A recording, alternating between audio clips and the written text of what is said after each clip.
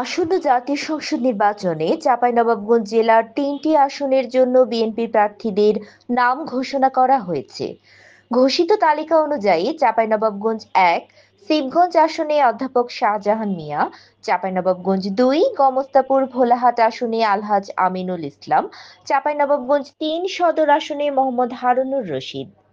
সোমবার ৩রা নভেম্বর রাজধানীর গুলশানে বিএনপি চেয়ারপারসনের কার্যালয়ে এক সংবাদ সম্মেলনে দলটির মহাসচিব মির্জা ফখরুল ইসলাম আলমগীর ২৩২টি আসনের প্রার্থী তালিকা আনুষ্ঠানিকভাবে ঘোষণা করেন।